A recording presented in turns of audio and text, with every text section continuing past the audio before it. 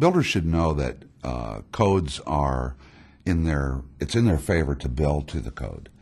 And what it does is it protects them down the line in construction defect litigation. It allows for better products. It allows for consumers not to, they don't have so many callbacks when consumers are more comfortable in their buildings.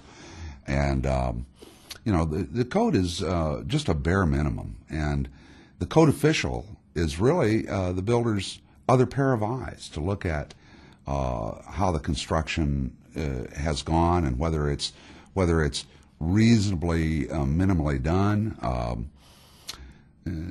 It's very important just to build at least to a minimum code, because so many other builders differentiate themselves in the marketplace by building way beyond the code, whether it's in energy or whatever it is you're doing. Builders should build beyond the code because that's what's going on in this country today. I mean, there are so many new houses being built and so many new builders coming into the marketplace on a regular basis that in order to differentiate yourself, it's really important that you try to do better than just the normal work. And code officials can help builders by pointing out little areas where they may be building in a deficient manner.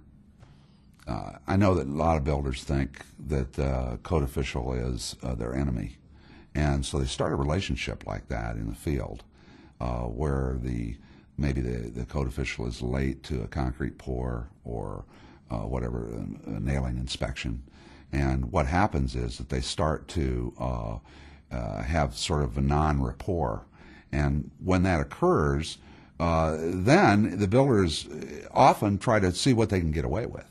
Well, this isn't about what to get away with. What this is really about is to build a better product.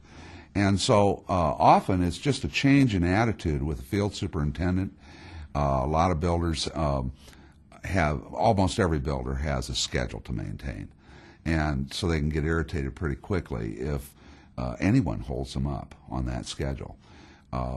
So most of the time what I've found is just to be able to sit down and talk a little bit with the superintendent and to get them to understand what the code official is going through and vice versa, that just creating some kind of a rapport right at the beginning of the job and expectations of what roles each party is playing can make a huge difference in getting that job done in a manner that's consistent with quality construction.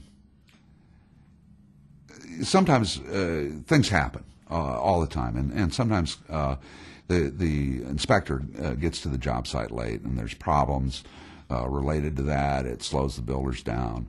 The worst thing that you can do is to start yelling and screaming, and the best thing to do is to remember that code official is there to help you. I've seen situations where builders have had to talk to the chief building official or someone else at some point. They're human, and so what happens is that things happen to them and they have problems, and so often it's changing attitudes. If I change my attitude as a code official when I go to a site, and I don't expect that builder is going to continue to screw up, instead I'm expecting to find it correct. And when I explain to him what is wrong, for instance, with the work that he's done, if I do it in a manner that is not demeaning or reduces or indicates to him that I don't think he knows what he's doing, and try to create a relationship right off the bat, what we get are better homes. There's one experience I had that was kind of interesting. There was a production home builder that was interested in joining a local program for best practices, basically to do high-quality work. And he told me at the kickoff meeting of this that, we really don't need to join, but we want to be friends with you. We want to be friends with the city, and it's sort of a city deal. And so he went ahead and joined, and he was the largest production builder in this area, quite a fairly good-sized community. And what happened down the line is that he had basically told me that the reason we don't need to join the program is because we already have best practices. We have the best subcontractors, the best HVAC contractors, the best installation contractors. So we really don't need this program. But just to be friends with you guys, we're going to join. Well, 6 or 8 months later, he called me into his office and he said, you know, we found some serious problems with our work based on the fact that you had this testing that you were doing to make sure that we were getting some rebates from the city related to inspection fees. And so, of course, it was fine for you to do this, verification that the work had been done right. Well, we found things like we had 68% duct leakage in one of our homes. We were thinking we had like 0. And what else can we do he told me, what else can we do to do better construction? I mean, this was terrific turnaround in his attitude related to that kind of building beyond the code. Basically, code officials, the responsibility they have is to the public and to make sure that the public doesn't get burned and that the public gets a product that they're paying for. This is really the same goal that the builder has. Certainly there are some builders that may not have that goal, but for the most part, my experience has been that most builders are really trying to do the right thing. We hear all the time, one of the things that is so difficult is, well, I've been doing it this way for 35 years. One of the keys is to be open-minded. And as a builder, I found a lot of builders that have become open-minded because they've had to. They're now competing with companies that are taking on the leading edge of using best practice and to learning more about their own industry and about their own trade, for instance. Things are happening every day. New methods, new ways to do the same thing that they've done in the past, better ways to do it, quicker ways to do it, more efficient ways to build.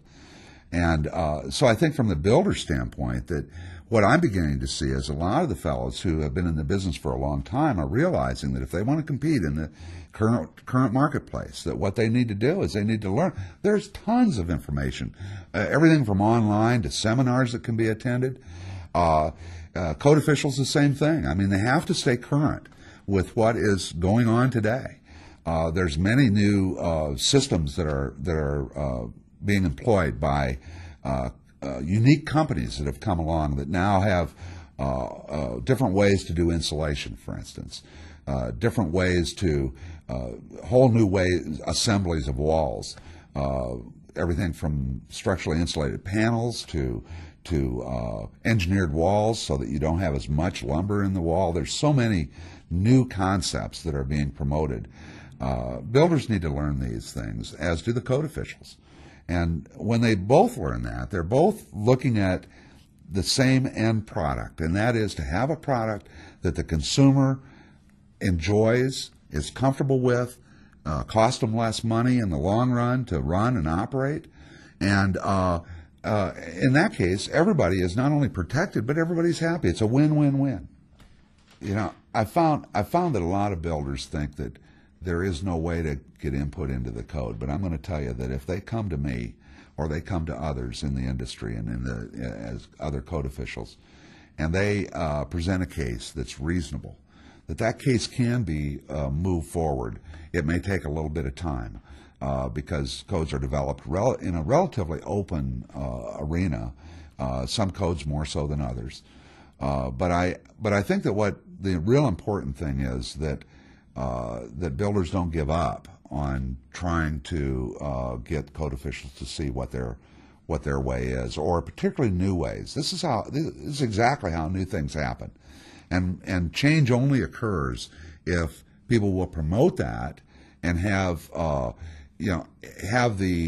wherewithal to try to go forward and make a change for the good. Probably the most important relationship that there is in the construction industry is between the inspector, the plan checkers, the chief building official, and the builder, and the people not only in the office, but the people on the site, the guys who are actually doing the work. And of course, what the code official is reminding the builder is that this is really, this code that we have, whatever it is, whether it's in concrete or whether it's in energy efficiency, it doesn't make any difference. Codes are really just minimum, just bare minimum work. It's like in school, if you're getting a D, you're passing, and that's kind of what the code is. And there's A, B, and C work that a builder can do. And so I think that, forming that great relationship with the building department in your area, that's the solution to making a great product. Using that inspector, using that plan checker as another pair of eyes to give me a better product so that I can differentiate myself in the marketplace and become the builder that I really want to be.